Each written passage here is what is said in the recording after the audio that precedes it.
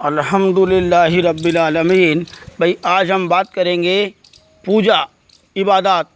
इबादत किसकी हो, पूजा किसकी होनी चाहिए और हो किसकी रही है। देखो, जो सबका ईश्वर है, परम ईश्वर, जिससे ऊपर कोई नहीं, जहाँ सब कुछ ख़त्म हो जाए, जहाँ जिससे आगे कोई नहीं, जो सबका ईश्वर है, जिसको परमेश्वर कहते हैं, उसकी करो, अल्लाह की करो इबादत, अल्लाह करो। अल्लाह कौन है? असली अल्लाह वो है जिससे ऊपर कोई नहीं। सिंपल, ठीक है ना। और अभी मैं ईसाइयों की बात करूं तो ईसाई जो हैं, जिसके सूली लगी थी उसको मानते हैं। ये बिल्कुल गलत है। ईसा को सूली नहीं लगी थी, ये ध्यान रहे। और मानना भी क्या है, पूजना नहीं है, बल्कि उसके तरीक़े का पीछा करना है।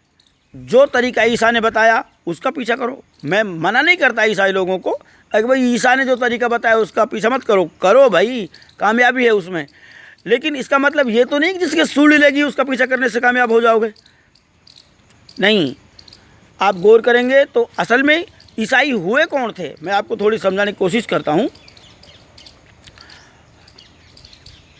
जब ईसा ने कहा ना कि मैं मसीहा हूँ, तो लोगों ने उसका मजाक उड़ाया। असल में वो एक कुंवारी गर्भवती होगी जो लड़का जनेगी, तो माँ मरियम पे, कुंवारी पे ईसा हुए, तो लोगों ने उसको गेलड़ा कहा। लेकिन जब वो 15 या 20 साल के हो गए ईसा, तो उसने कहा कि भाई, एक जब हदीस चली, आयतें चली, क्योंकि भविष्य पुराण में भी इसका जिक्र, ओल्ड टेस्टामेंट में इसका जिक्र, अब भाई एक मसीह आएंगे और अब एक कुंवारी गर्भवती होगी और जो लड़का जनेगी। तो खूब तमाम तहकीकात के बाद 20 साल तक भी माँ मरियम यही कहती रही कि भाई मेरे पास कोई आदमी नहीं आया, ये तो आसमान से आया। तो बात फाइनल हो गई। ईसा ने कहा कि भाई हाँ, मैं हूँ जो कुंवारी गर्भवती होगी, एक लड़का जनेगी, वो लड़का तो मैं हूँ। लेकिन लोगों ने कहा नहीं, तो गेल दो। फिर ईसा ने कही कि मेरी जगह एक बकरीन को ग्वाड़ मार जाएगा, ए तलवार मेरे ठहराए हुए चरवाहे के विरुद्ध चल, जो मेरा सो जाती है। तो भाई, जब ईसा का हमशक्ल जो बकरीन को ग्वाड़ हो, चरवाहा था, वो मारा गया, तो ईसा ने जो है कोशिश करके लोगों को समझाया कि देख ले, मैं जिंदा हूँ, भूत ना हूँ। कई प्रॉब्लम चली, चर्चा हुई, चर्च बने, और फाइनल निर्णय लिया गया कि मसीहा आ गए। जिन लोगों ने ईसा को मसीहा माना, मसीहा स्वीकार किया, वही तो ईसाई हुए, वो असल ईसाई हैं। और ईसा ने जो कानून बताई वो सीधी राह है। सिंपल।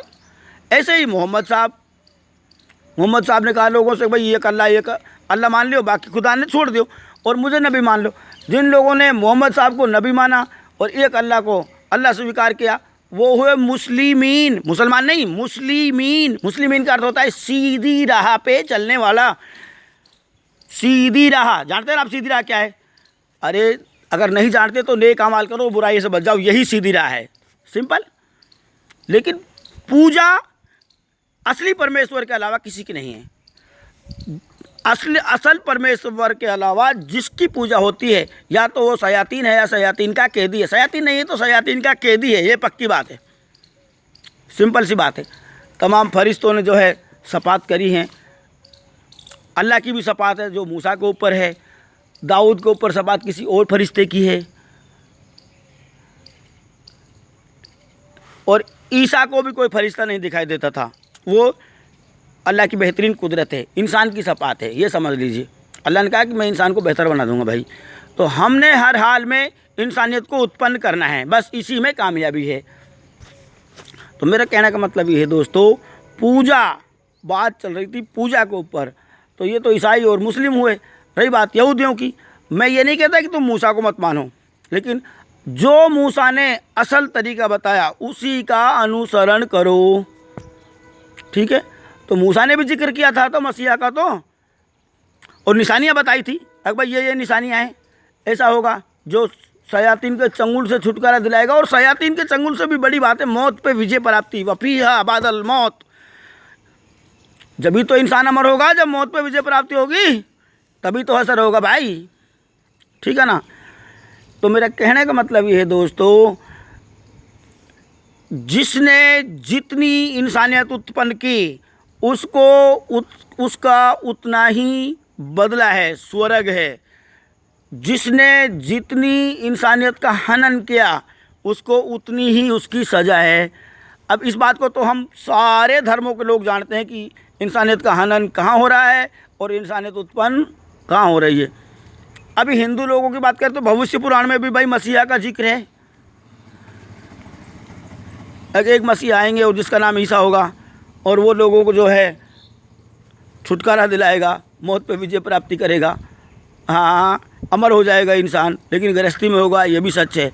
और ये भी सच है, मुस्लिम लोग ये ना कहें कि भाई जो ईसा को आसमान पर उठाया, कोई मुफ्ती भी ये तफसीर ना करे, उसके लिए बड़ी दिक्कत है। रफ़ा इलेही, इसका मतलब होता है अल्लाह ने उसको छिपाया। और ईसाई लोग ये नहीं कहें कि भाई वो परमेश्वर है, नहीं, परमेश्वर का चुना हुआ है।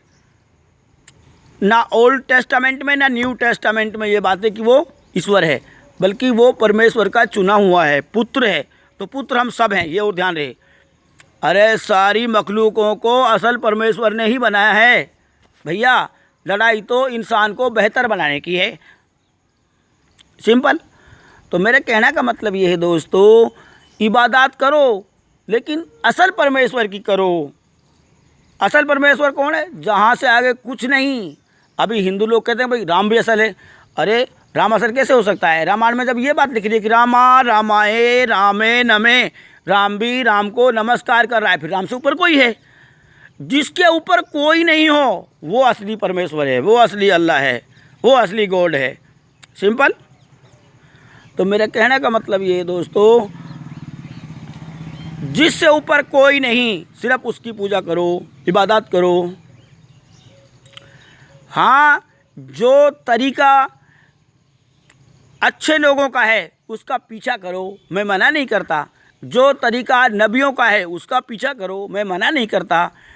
जो तरीका इंसानियत को उत्पन्न करता हो उसका पीछा करो, मैं मना नहीं करता, सिंपल। लेकिन तरीका में बदलाव करो, ये हमसे बर्दाश्त नहीं होगा। ना ही हमारे अल्लाह को बर्दाश्त है और ना ही अंबियाओं को बर्दाश्त है। तरीके में बदलाव से ही जो है जहन्नुम है। अंबियाओं के, अच्छे लोगों के तरीके में बदलाव को ही जहन्नुम कहते हैं, ये ध्यान रहे। अल्हम्दुलिल्लाहि रब्बिल आलमीन। ज़्यादा भाषण देने से कुछ होता नहीं है और लोग अच्छी बातों को सुनते भी नहीं हैं, प्रॉब्लम ये है, ठीक है ना। अगर आज नाच गाना किसी बात होती तो बहुत सारे लोग देख लेते, अच्छी बातों को कोई देखने के लिए तैयार नहीं है। लेकिन कड़वा सच है, कड़वा सच है, ये ध्यान रहे। जैसे ही मौत पे विजय प्राप्ति होगी, इंशाअल्लाह होगी, और जैसे ही होगी तो ज़मीन के नीचे जो सोए हुए वो खड़े हो जाएंगे। तीन किताबों में डिटेल है भैया, तीन किताबों में डिटेल है। मिन्हा खलकनाकुम व फीहा नुईदुकुम व मिन्हा नुखरिजुकुम तारतन उखरा, कुरान में आयत हैं। और जब पवित्र प्रजा की शक्ति टूटते टूटते समाप्त हो जाएगी तो जो ज़मीन के नीचे सोए हुए हैं वो खड़े हो जाएंगे। ये होली बाइबिल में है भाई, ठीक है ना। और मैं आपको बताता हूँ, पाक है वो जात जो ले जाएगा इस असरे के कुछ हिस्से में से इसरा वल मेराज के अंदर, और एक एक कब्र में 70 खड़ा होगा, ये हदीस में है। तो पूरी डिटेल बताई हुई है। और वफ़ीहा बादल मौत, मौत को मौत आएगी, सब लोग जानते हैं। और जब मौत को मौत आएगी सारे लोग रोएंगा कैसे? इसलिए रोएंगा, सब लोगों को पता चल जाएगा कि हम कहाँ खड़े हैं, सिंपल। हसर हो जाएगा भैया। और हसर का अंजाम आप जानते हैं कि इस पूरी ज़मीन पे बहुत से लोग ऐसे होंगे जिनके लिए एक ही पैर पे खड़े होने को जगह मिलेगी। कसमा पुरसी का आलम होगा, वहाँ कोई किसी को छुड़ाने वाला नहीं है। हाँ, छुड़ाने वाले हैं तो आपके नेक अमाल।